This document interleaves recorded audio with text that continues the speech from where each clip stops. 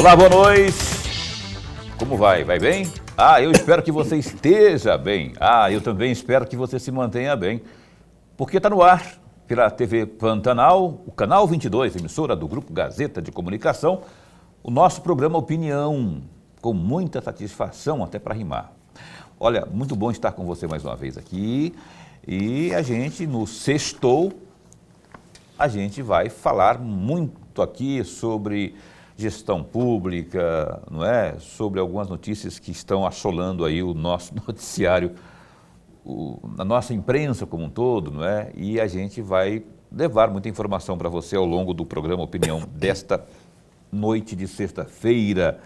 Para ser mais preciso, é uma sexta-feira que a gente, com muito carinho, entra no ar, não é? Hoje, dia 1º de agosto, que dizem que é o mês do cachorro louco, né? É um mês que, cachorro louco ou não, é um mês que é muito quente. Você sabe que, se bem que Cuiabá é quente o ano inteiro, mas em agosto, julho, segunda quinzena de julho, de agosto até final de meados de setembro, o calor é avassalador.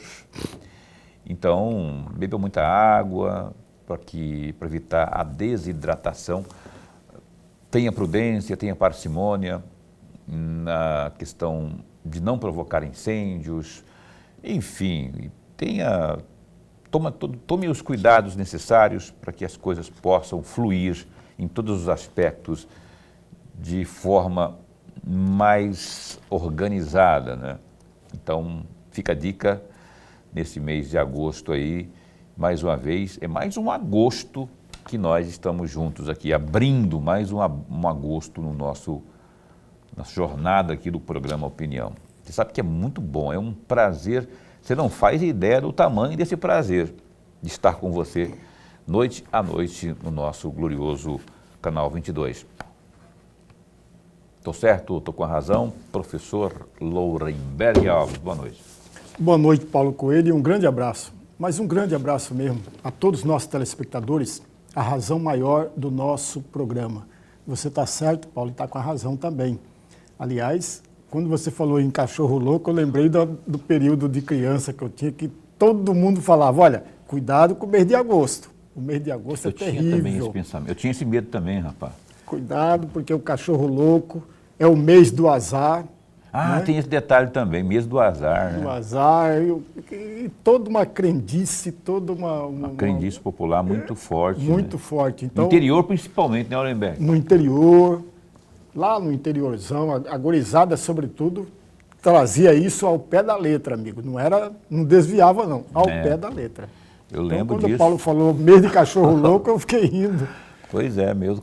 Eu já fui mordido por cachorro doido, cachorro maluco, crazy, little dog, na minha infância, não é?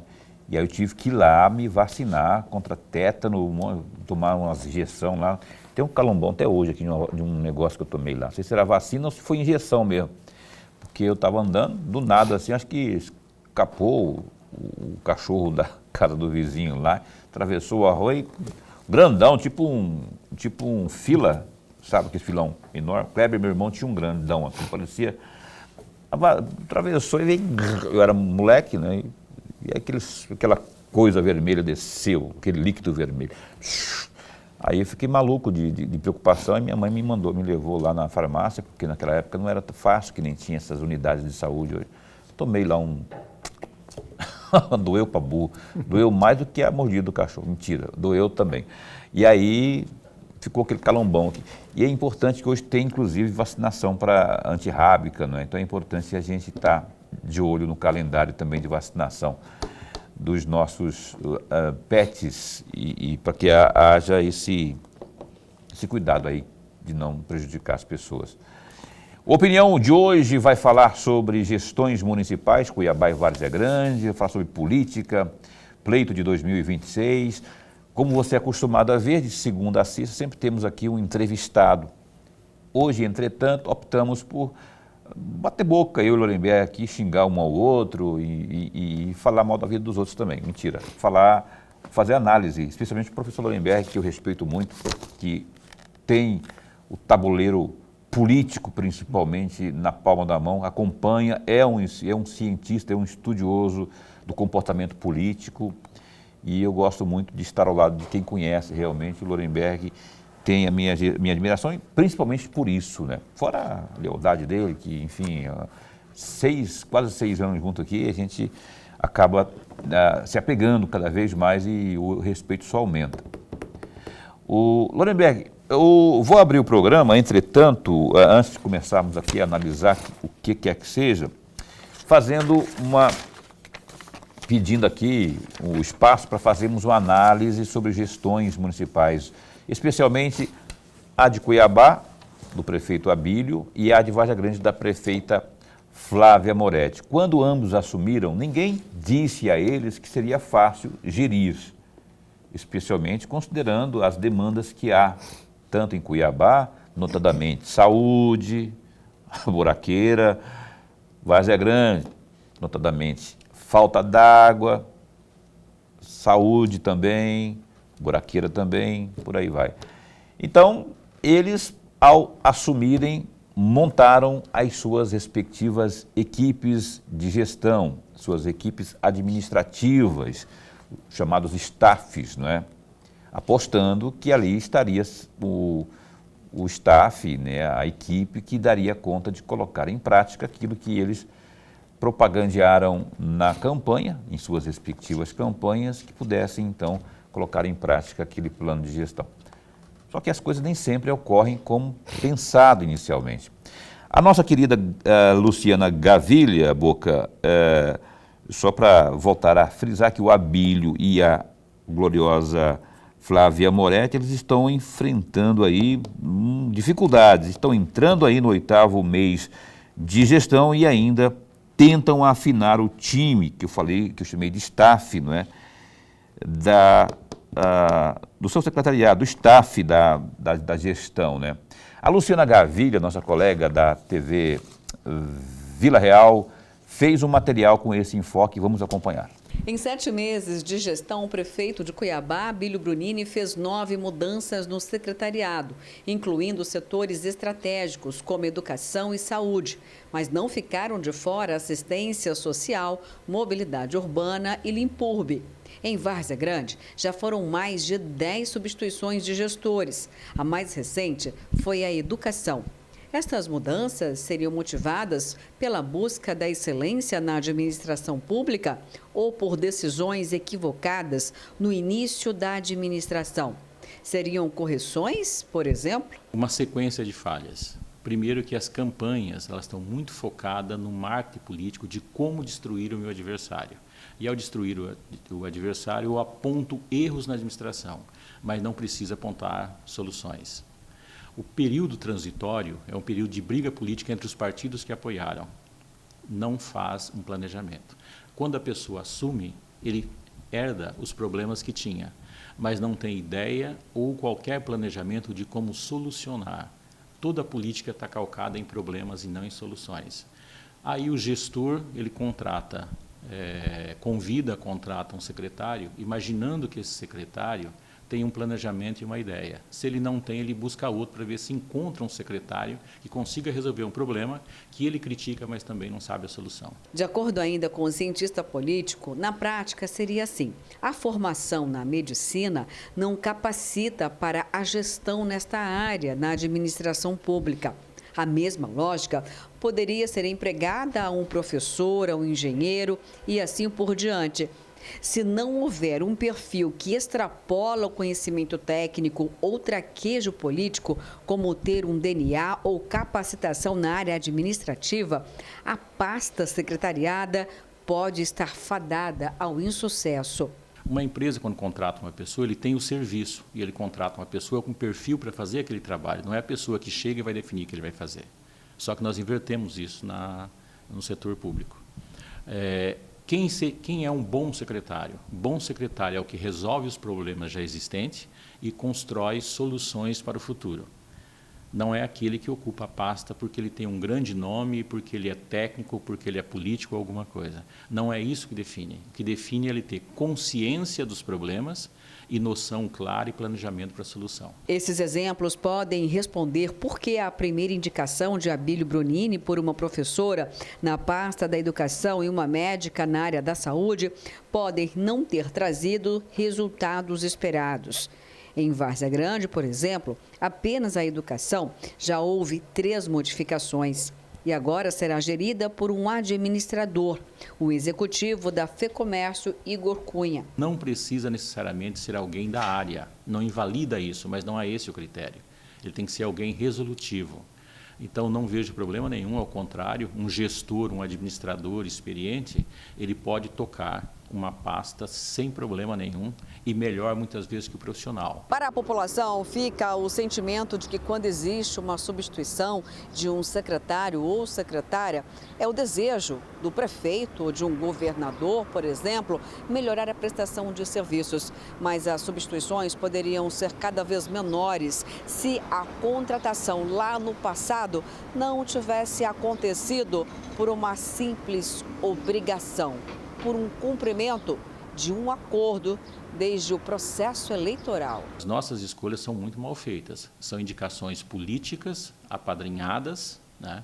E gente que, durante a campanha eleitoral, nós ainda continuamos com o velho discurso: quem ajuda a ganhar, ajuda a governar, mas ajuda a perder a próxima eleição também. Obrigado a Luciana Gavilha. Ontem eu até comentei aqui, Lorenberg, e vou manter o mesmo posicionamento meu no que diz respeito a essa questão da indicação, da escolha do secretário para gerir, especialmente 2 pastas. A pasta da educação, a pasta da educação, eu defendo pelo menos que deva ter uma pessoa minimamente ligada à pedagogia, enfim, à educação propriamente. O que eu não sustento para a saúde. Na saúde, aí até citei o exemplo de José Serra, que foi ministro da Saúde e lá, quanto tempo atrás? Tem uns 20 anos, mais ou menos Foi durante isso. o governo Fernando Henrique Cardoso. Então, e fez, na minha humilde opinião, um esplendoroso trabalho, uma excelente gestão. Nós temos a olhos nus, hoje, políticas de saúde pública que surgiram na gestão de Zé Serra. Eu sempre falo dos genéricos, por exemplo. É o principal dos exemplos, assim, genéricos. Houve um tempo, amigos, que o remédio que você fosse comprar na drogaria era só a marca, só por marca. O glorioso Zé Serra chegou ali com a política, obviamente, determinada pelo FHC. Isso foi institucionalizado. E ali o Zé Serra não é ligado à saúde, não é médico, não é enfermeiro, não é coisíssima nenhuma, senão um bom gestor que ele aprendeu ao longo da vida, não é? Já tinha sido alguma coisa de prefeito, de executivo? Não, né? Naquela época lá? Eu não lembro. Tinha? Tinha, ele era parlamentar há muito tempo. Não, parlamentar, também. Mas prefeito ou governador ainda não, né?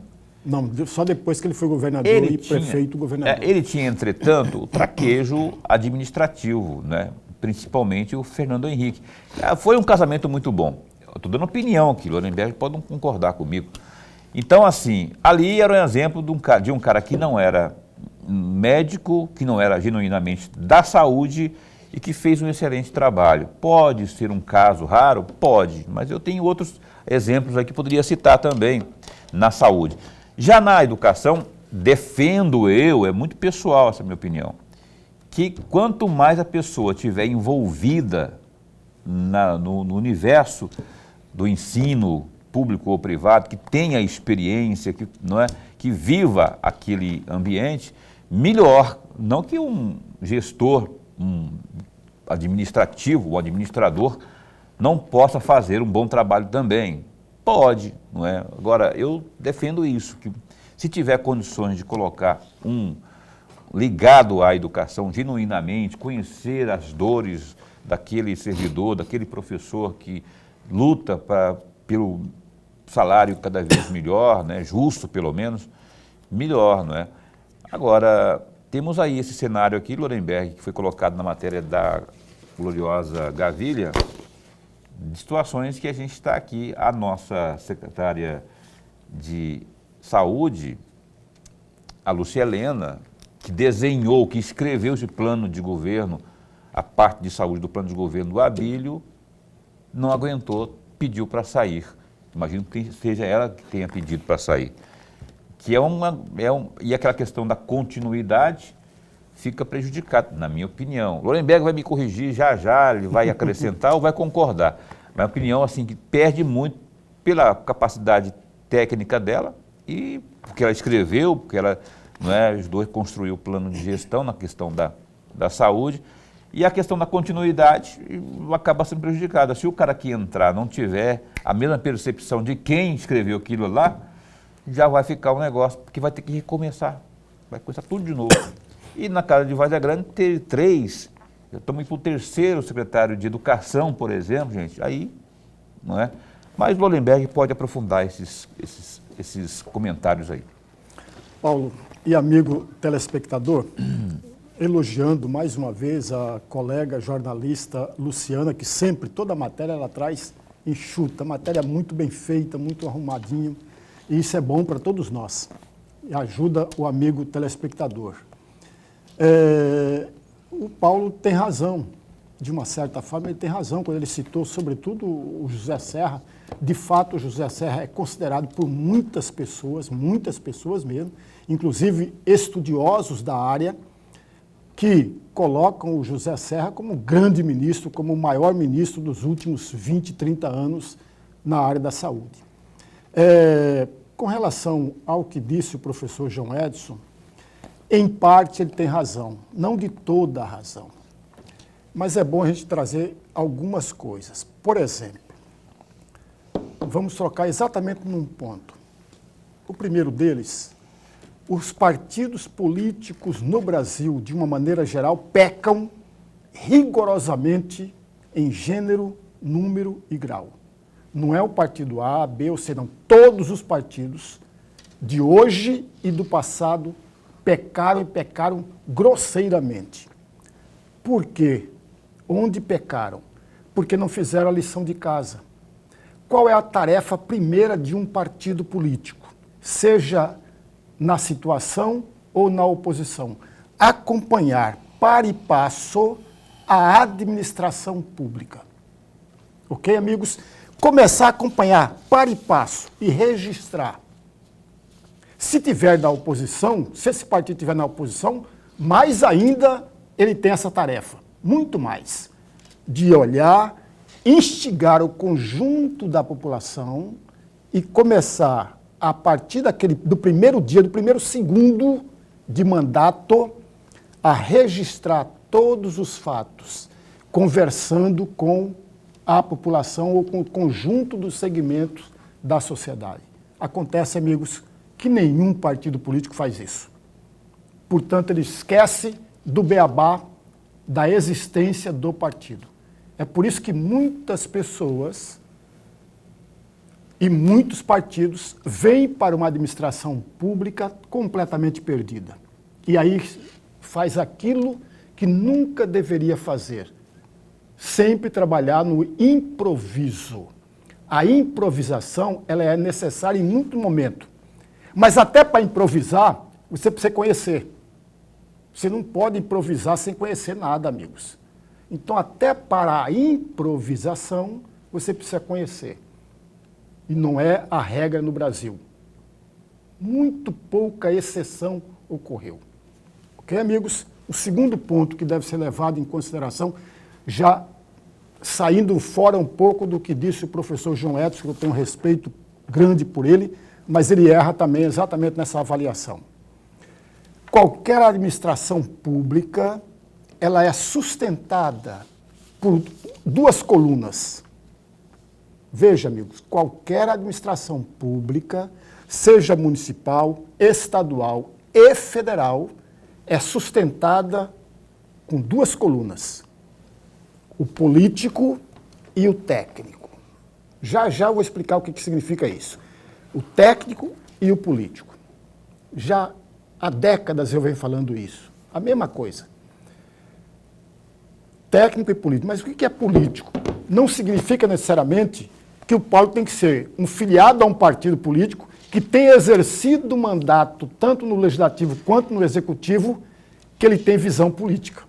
Uma coisa não tem nada a ver com a outra. Quando eu falo a administração pública tem que ser sustentada por essa dupla de colunas, o político é visão política.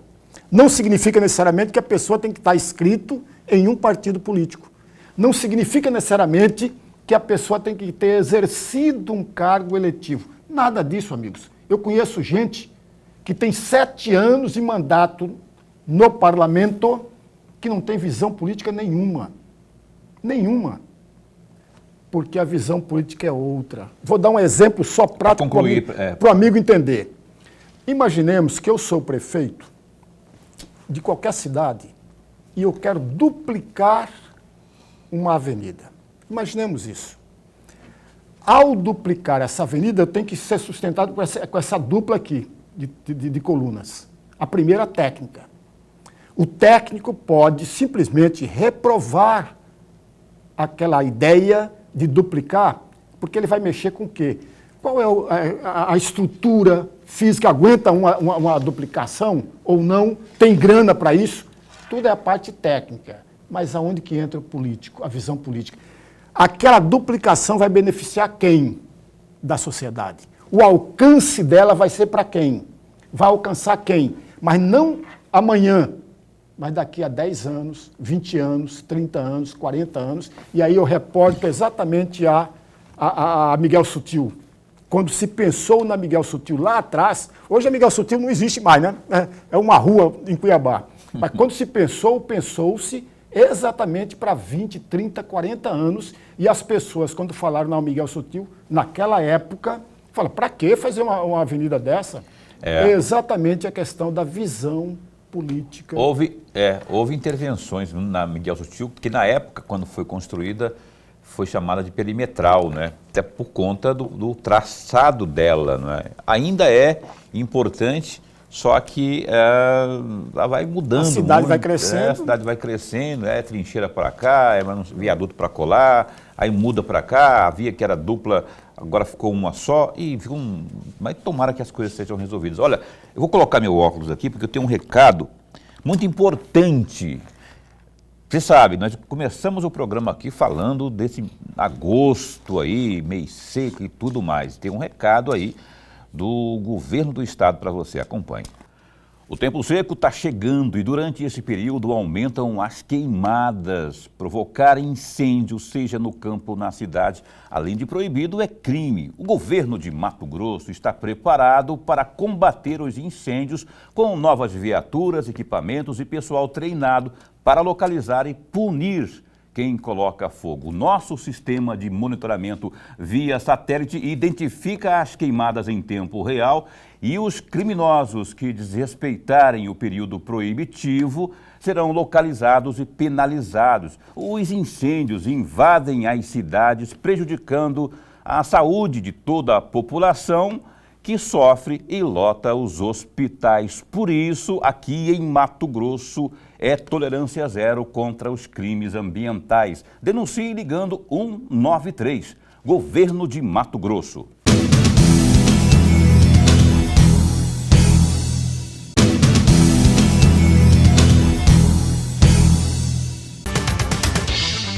Muito bem, estamos de volta. Você está assistindo ao programa Opinião na sua TV Pantanal, canal 22, emissora do Grupo Gazeta de Comunicação.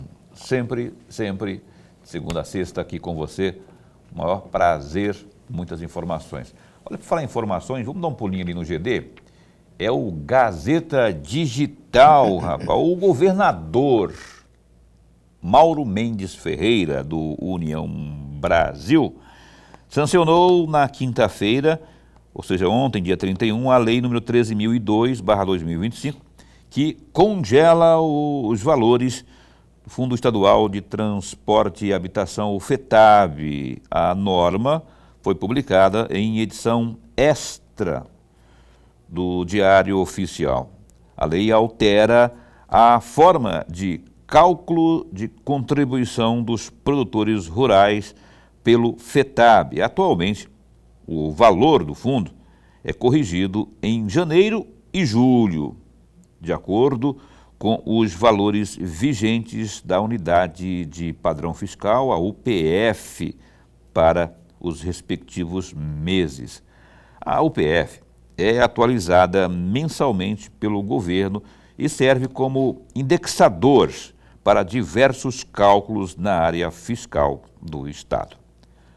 Com a nova regra, a correção da contribuição do FETAB, cobrada entre janeiro e junho, considerará o valor da UPF de janeiro do ano anterior e, de julho a dezembro, o Fundo Estadual levará em consideração o valor da UPF de julho do ano anterior.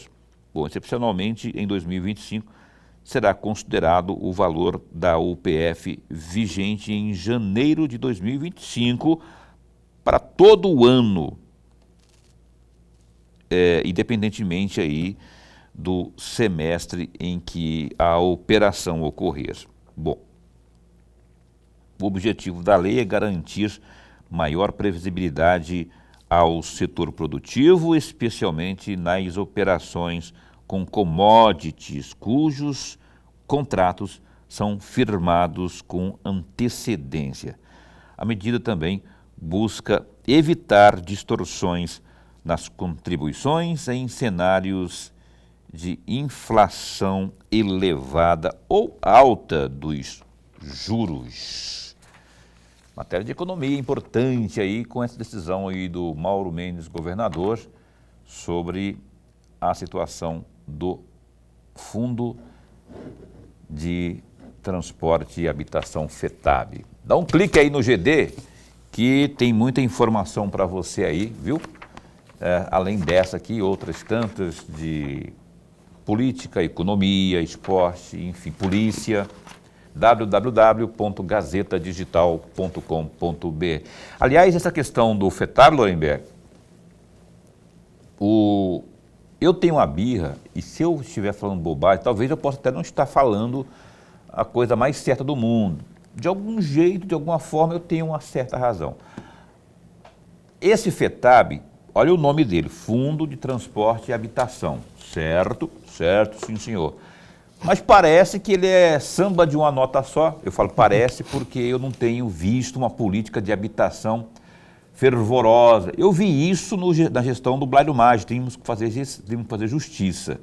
O Blairo construiu muitas dezenas, milhares de casas aqui no estado de Mato Grosso com o fundo do FETAB. No governo atual, não quero ser injusto, mas eu também vou de acordo com a minha percepção, por isso que só é uma opinião minha. A gente vê, não se vê alguma coisa, não é com a mesma efervescência, continuidade, disposição que a gente via em gestões como a do Blairo Maggi, não é? Foi criado na época do Dante, o FETAB, que é Fundo de Transporte e Habitação. Tem o governo que passou, que era o governo do Pedro Tax, que infelizmente, aí também é opinião minha, usou-se muito pouco para habitação, muito pouco. E tinha outro detalhe, no governo Tax, usou-se muito dinheiro do FETAB para outros fins. Por exemplo, o dinheiro caía na conta única lá do Tesouro do Estado, e aí, quando cai na conta única, meu caro, aí serve para tudo, inclusive para pagar a folha de servidores. Nós noticiamos isso. Era contínuo? Não, mas aconteceu isso, chegou a acontecer isso naquela gestão lá. E hoje eu vejo uma política habitacional, na acepção da palavra FETAB, ela de forma muito lenta. Lembrando que há possibilidade de convênios com o Estado central, com o governo central, o governo do presidente Lula, né? Que lá eles têm recursos via Caixa Econômica para construir moradias populares, tanto que foram inauguradas algumas pelo Lula aqui em Várzea Grande, não é? Começaram lá na gestão passada e o Lula entregou aqui um bocado de casa no município de Várzea. Então, assim, Lorenberg, não é para a estrada, beleza. Marcelo Padeiro, secretário de Infraestrutura. Aliás, o Marcelo deve estar conosco aqui no início da próxima semana, né? Não sei se é segunda ou terça. Vamos conversar com ele sobre isso também aí, sobre essa política da habitação, porque a questão da estrada, a gente sabe que tem recorde de construção de asfalto novo, de recuperação, transporte, beleza. E a habitação? Não estou acusando em nada, estou perguntando, e perguntar não ofende. Lorenberg. Paulo e amigo telespectador, veja, de novo, Paulo, você tem razão em grande parte do que você falou. De fato, a política nacional de habitação existe. Deveria ser muito mais ousada, mas não o é, mas existe. Mas os governos estaduais perderam-se ao longo do caminho. E perdeu exatamente, o Paulo lembrou aqui do Brairo Maggi, mas eu faço uma referência muito antes do Brairo Maggi. Durante o governo Júlio Campos e durante o governo Frederico Campos, durante o governo anterior, construiu-se, por exemplo, esta área do CPA. Então a gente não pode perder de vista isso. Fora esse período que vinha dinheiro da federação, do governo federal para tudo isso, empréstimo para tudo isso, mas localmente o governo Dante fez de fato, o FETAB foi com essa característica, voltada também para a habitação. Porém, durante o governo dele, não se atacou como deveria ser atacada a questão da falta ou da ausência de casas populares. Não foi. E aí nós vamos perdendo terreno. E o Paulo foi muito feliz quando mencionou que o dinheiro do FETAB era isso mesmo, amigo. Caía tudo na conta única. E aí quem que controla? Ninguém controla. Deveria ser criado, eu me lembro muito bem, quando começou o programa Opinião, lá atrás, nós falávamos isso todo momento, e todo dia, e toda hora, que deveríamos ter no Estado uma conta separada só para o FETAB. Tudo que entrava caía nessa conta, ficaria muito mais fácil a fiscalização, inclusive por parte da Assembleia Legislativa, a fiscalização, e ficaria muito mais fácil. Mas para o governante, não. Para o governante é muito melhor cair tudo na conta única, porque ele pode fazer uma série de malabarismo com aquele dinheiro, desviando para lá, para cá, porque não é carimbado, deveria ser carimbada. Mas a questão da habitação se perdeu ao longo de tudo, e aí tem uma culpa a Assembleia Legislativa. Vamos voltar para a legislatura anterior. Na legislatura anterior, amigos, em 2019, por conta de um projeto do próprio executivo, que era o governador Mauro Mendes, mandou um projeto para uma reeleitura do FETAB.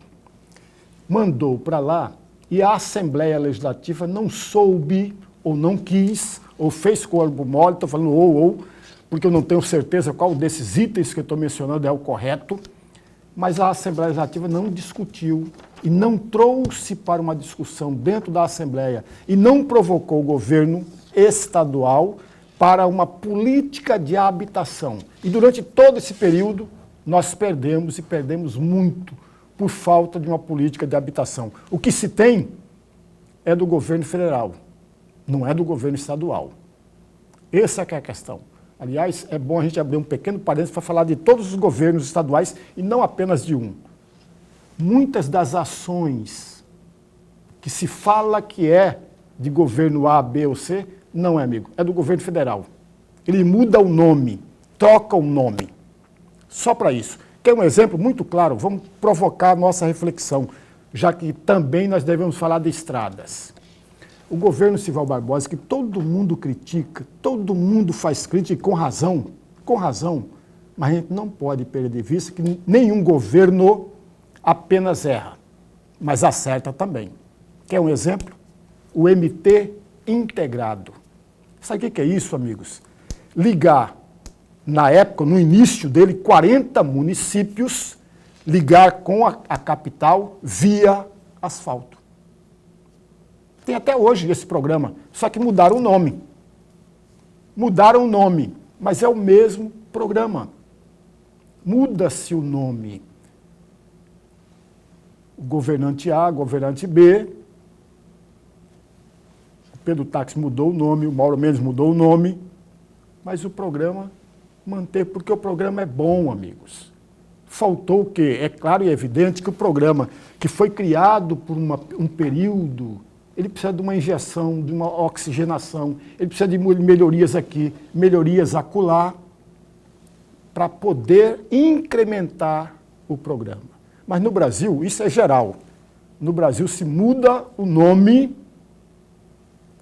até para desqualificar um programa de governos anteriores. A falta daquilo que eu te sugeri outro dia, falei aqui, de uma continuidade na gestão, né? Não existem hoje, e já há algum tempo, não existem políticas de Estado, e sim de governo. Aí muda Lorenberg, meu inimigo político, sai do mandato, Paulo Coelho assume. Eu vou dar continuidade àquele traste fazia aqui? Claro que não, até para ele não capitalizar isso depois. E aí a coisa fica descontinuada, fica parada. Daqui a pouco ela se junta a um leque de outras obras paradas. E obra parada é a mais cara que existe, não é? Então, quando não tem continuidade, se eu não tiver... Não existe uma lei, eu defendo isso, senhores parlamentares federais aí, pessoal do Congresso aí. Crie-se uma lei que torne, que nem a lei de responsabilidade fiscal, cria-se uma lei, que se crie uma lei proibindo a descontinuidade, não é?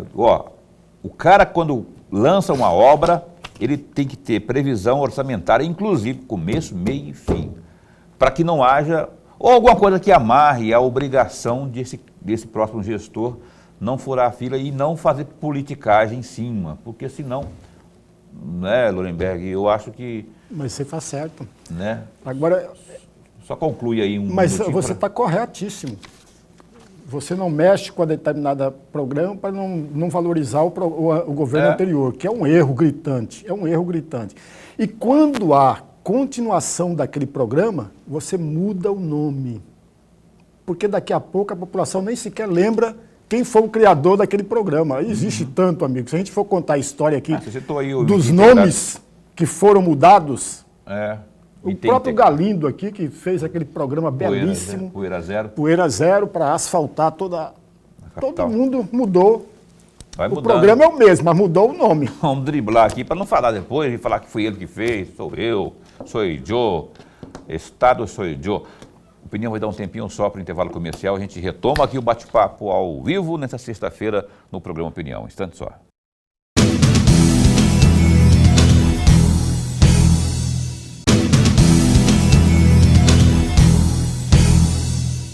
Pois bem, estamos de volta com o programa Opinião na sua TV Pantanal. A Maria Tereza, uma pessoa da melhor qualidade que eu conheci, não é? Ela é feirante. Estava conversando ontem aqui com o secretário da pasta, né?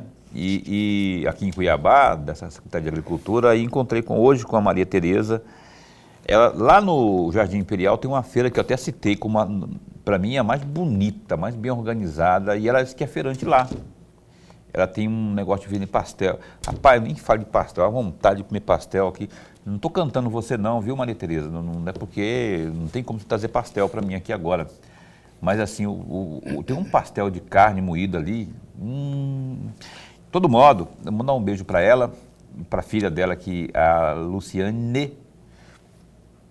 Obrigado por acompanhar sempre. Ela falou que sempre acompanha o programa Opinião, exceto quando está lá na feira. Tem feira lá, é noturna. Então ela está lá na Labuta. Mas acompanha sempre. Obrigado pelo carinho da sua companhia. E o Valdivino, um abraço para o Valdivino, que é do Planalto, do bairro Planalto, aqui em Cuiabá, que também eu encontrei com ele, não foi ontem, foi anteontem, lá no interior a gente fala Antonte, né? Anteontem a gente a gente se encontrou, né, numa farmácia aí, e ele também mandou um abraço pro professor lá, eu acompanho sempre vocês.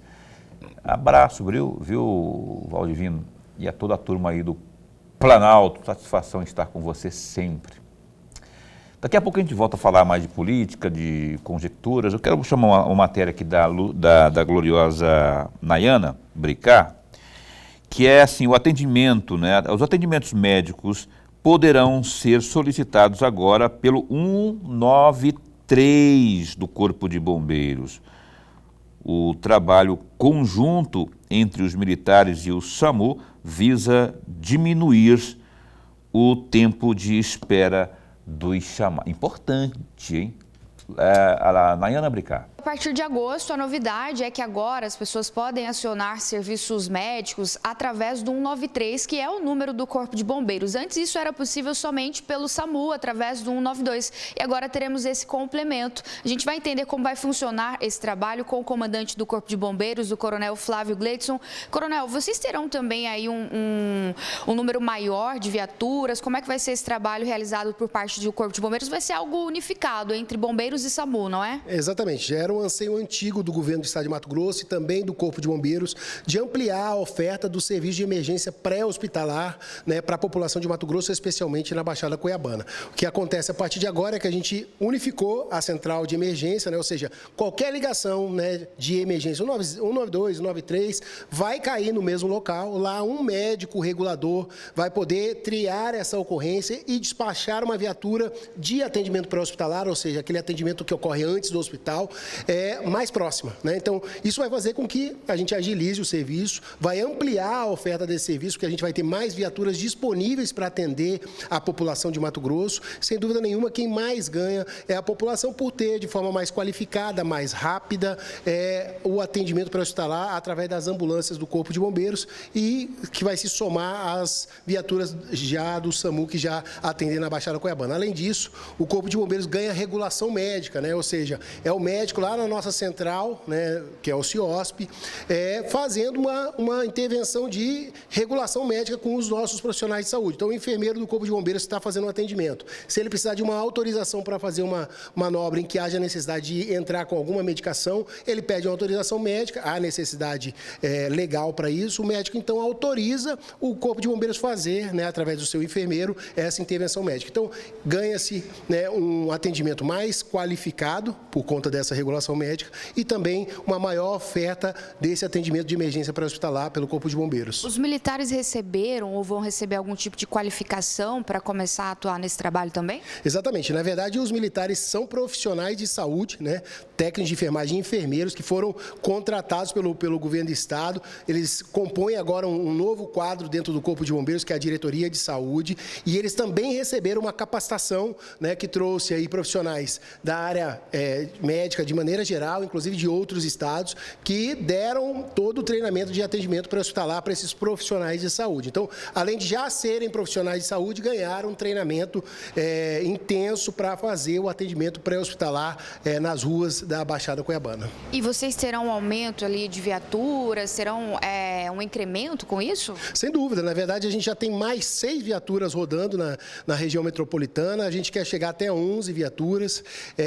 Só isso, só com as 6 viaturas que já estão rodando e com essa ativação unificada da central de regulação, a gente já conseguiu reduzir em 18% o tempo-resposta médio na região metropolitana. Sem dúvida nenhuma, como a gente disse, quem mais ganha com essa história toda é a população, que vai ter a maior disponibilidade, maior oferta do serviço de emergência. Então, a população de Mato Grosso, sem dúvida nenhuma, sendo melhor atendida pelo Corpo de Bombeiros Militar. É muito comum em alguns acidentes de trânsito, devido à gravidade, quando pessoas ficam presas às ferragens, primeiro chega a equipe do SAMU e aí o SAMU aciona os bombeiros. Então, agora com essa unificação, caso seja um acidente dessa gravidade, que tenham vítimas, os bombeiros já podem ir de antemão. Isso, na verdade, esse é um problema que também está sendo resolvido com esse novo serviço, né? Então, aquela viatura eventualmente ia para fazer um atendimento pré-hospitalar, mas a vítima estava presa nas ferragens. Aí tinha que esperar uma equipe do bombeiro para chegar. Então, na verdade, agora sai o trem de socorro, que a gente chama, que é a equipe de salvamento junto com a equipe de atendimento hospitalar do Corpo de Bombeiros, e essa equipe, então, já faz as duas intervenções ao mesmo tempo. Isso também acontecia, por exemplo, com paciente psiquiátrico, né, que eventualmente precisava de um apoio maior, ou de equipes da polícia ou equipes do Corpo de Bombeiros para fazer a contenção desse paciente. Lá, a central unificada pode despachar não só bombeiro e SAMU, como também equipes da Polícia Militar, Polícia Judiciária Civil, Guarda Municipal. Então, todo o atendimento de emergência passa a ocorrer dentro do nosso Centro Integrado de Operações de Segurança Pública, na Secretaria de Segurança Pública, e lá é feita uma triagem e, né, para evitar justamente essa redundância, essa maior demora. Vai uma viatura, espera a outra chegar. Não, já é despachada as viaturas necessárias para chegarem ao mesmo tempo, e isso aumenta a eficiência do atendimento e também a maior disponibilidade de viaturas, porque você não ocupa duas viaturas fazendo a mesma coisa de maneira errada, deixando outra ocorrência, por exemplo, esperando. Então, como eu disse, quem mais ganha com essa história toda é a população, com a unificação do serviço de atendimento pré-hospitalar em uma única central e com a ampliação do serviço, fazendo com que o Corpo de Bombeiros também possa promover o atendimento pré-hospitalar na região metropolitana. Concordo e bato palmas, não é, para essa união, essa junção, não é? Tomara que haja como é que fala, um regulamento interno, regimento interno que absorva, que são duas formas de gerir, de trabalhar, não é? Então que se faça a união ali, para não ter aquela coisa, mas você não pode mexer, mas você não pode fazer. Então, consensualizou, ótimo, porque você imagina no caso de um acidente grave, ter que esperar o outro para chegar, ou numa situação ocorre numa residência, aí um infarto ou um acidente doméstico. Se tiver isso, poder acionar 193 para que haja um trabalho mais célere, não é?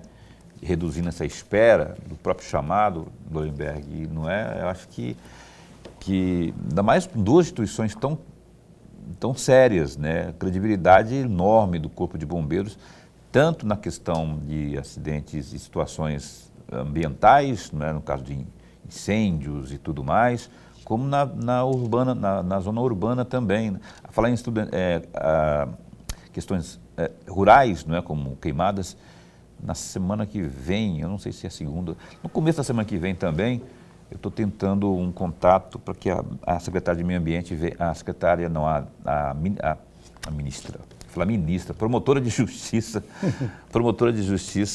ou um promotor de justiça ligado à área ambiental possa vir também falar aí desse tempo aí, enfim. E aí, Lorenberg, tem esse trabalho conjunto agora do SAMU com 193 e 193 podendo ser acionado para questões de socorro médico.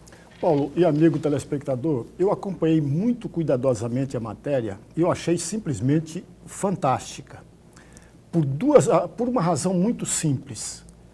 Ora, já selaram de vez essa parceria entre o SAMU e o Corpo de Bombeiro. E o comandante foi muito feliz quando ele explicou para todos nós, e é essa que é a questão, que a dúvida que pairava, pelo menos no começo da matéria, era essa. O SAMU chega, ou então o Corpo de Bombeiro chega primeiro e só depois o SAMU. Agora não. Os dois chegarão juntos. Isso faz com que a parceria entre os dois fique muito mais forte, muito mais robusta e muito melhor. Pode, inclusive, amigos, todos nós sabemos disso, pode salvar vidas aí, os dois chegando juntos. Portanto, esse é o aspecto que deve ser levado em tese, porque na prática pode ser que alguma coisa muda daqui, outra coisa muda dali, pode isso ocorrer. Até porque pode ser que o Corpo de Bombeiro não tenha um número suficiente de integrantes para atender determinadas demandas que tem, sobretudo no mês de agosto. Veja, o mês de agosto é muito mais complicado para o Corpo de Bombeiro. Embora a sua experiência, a sua forma de atuar, todos nós já conhecemos, que é uma instituição respeitadíssima, mas pode ser que num determinado momento que surja 3 ou 4 eventos ou demandas, pode ser que não tenhamos o mesmo número de integrantes para atender, sobretudo, naquela parceria de vir junto SAMU e o Corpo de Bombeiro. Estou falando uma hipótese, amigos. Então, a princípio, eu gostei muito da ideia. É elogiável. Gostei e aprovo e assino embaixo. Agora precisa saber se na prática isso vai funcionar. Por exemplo, um apartamento pegando fogo, Paulo. Por exemplo, e um terreno de uma área urbana tem problema sério com queimada. Quer dizer, e ao mesmo tempo tem acidentes de trânsito. Quer dizer, você tem 3 eventos diferentes para que o Corpo de Bombeiro atue nas 3. Mas você viu que ele está falando que vai ampliar de 6 para 11 as viaturas aí, as unidades, né? Então, significa dizer que já estão preocupados com essa demanda. Que eles sabem que isso que o Lorenberg fala, está dizendo aqui, ocorre. Ocorre todo instante, infelizmente. Aí, acidente de trânsito, motoqueiro caindo nos buracos que tem nas ruas aí. Né? A gente ri, mas tem uns que são sérios, os casos são sérios, né? E aí quem chega primeiro... Olha, eu sou de um tempo que nós, os jornalistas, eu fiz muito disso. Eu ia criticar aqui, mas não posso criticar porque eu já fiz muito disso.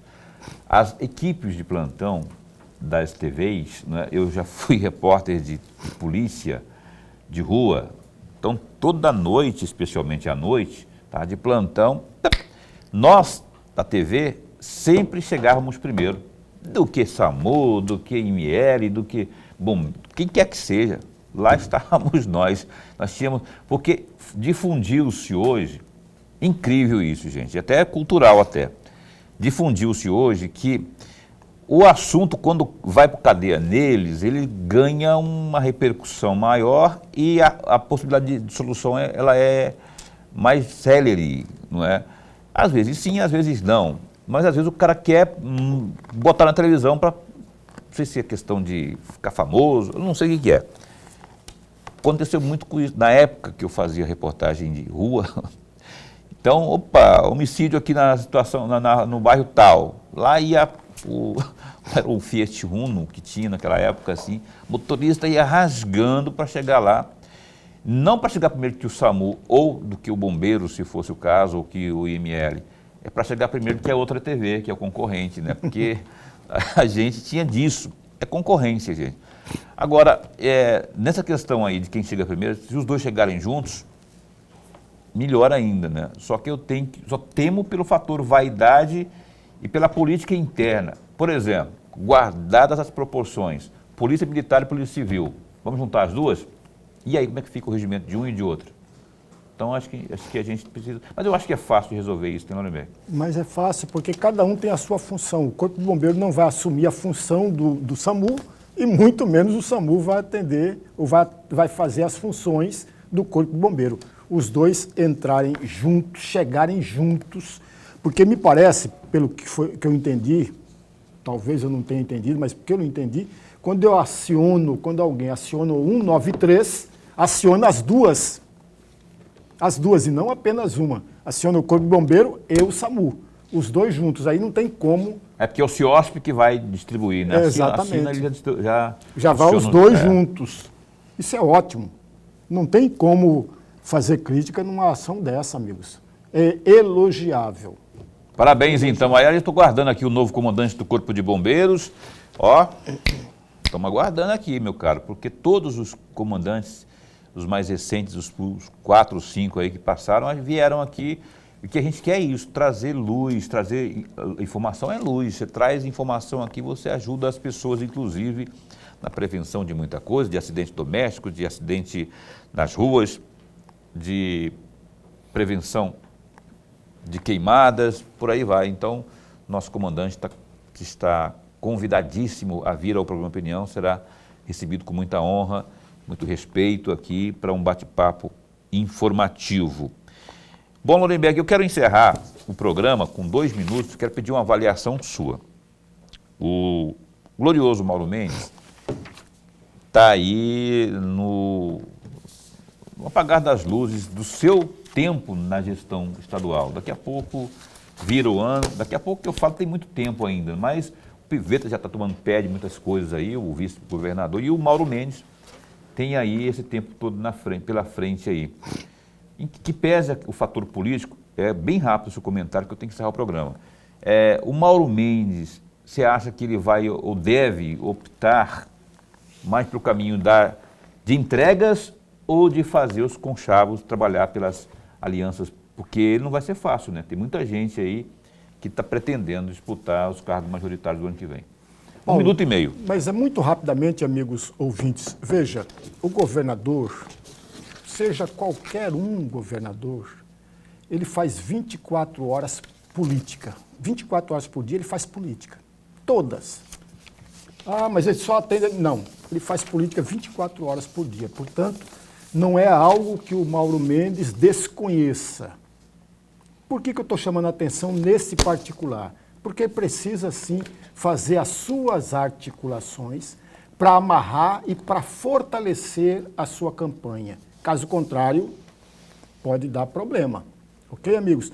Por outro lado, ele não pode abandonar a administração.